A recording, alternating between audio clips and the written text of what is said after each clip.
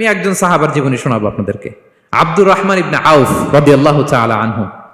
10 জন জান্নাতের দুনিয়াতে বসে যে 10 জন সাহাবা জান্নাতের সুসংবাদ পেয়েছেন তাদের মধ্যে একজন, আলহামদুলিল্লাহ বলেন। আব্দুর রহমান ইবনে আউফ রাদিয়াল্লাহু তাআলা আনহু প্রথম 8 জন মক্কায় যারা কালিমা পড়ে মুসলমান হয়েছে তাদের একজন। তার স্ট্যাটাসটাকে জেনে নেন। তো তিনি যখন মক্কা থেকে হিজরত করে মদিনায় গেলেন, মনে রাখবেন মক্কা থেকে যে সাহাবারা বাড়ি ঘর ছেড়ে হিজরত করেছে তাদেরকে বলে মহাজির, মানে হিজরতকারী সাহাবা। আর মদিনাতে যে সমস্ত সাহাবারা তাদেরকে রিসিভ করেছেন তাদেরকে বলে আল আনসার, মানে সাহায্যকারী সাহাবা। তো যারাই হিজরত করে মক্কা থেকে মদিনায় যেত, বিষ্ণু ইসলাম মদিনার কোন সাহাবীর সাথে তার ভাই পাতিয়ে দিতেন, আল মুআখাত, ব্রাদারহুড করে দিতেন, দায়িত্ব দিতেন যে তুমি এই সাহাবীকে দেখবে।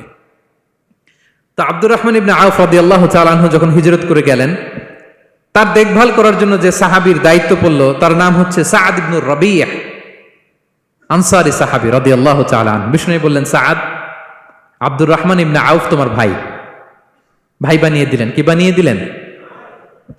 তুমি তাকে টেক কেয়ার করবে, সে হবে তোমার মেহমান। সুবহানাল্লাহ।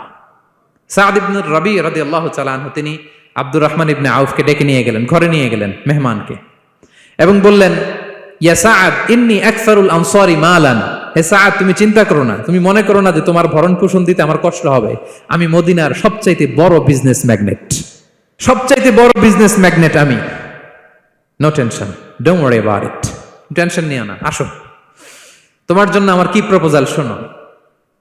ফাআকসিমু লাকা নিসফা মালি, আমার যত সম্পদ আছে আমি অর্ধেক তোমার দিয়ে দিব। সুবহানাল্লাহ। এত আসতে আপনার বাড়িতে কেউ মেহমান হলে করতে পারবেন এরকম?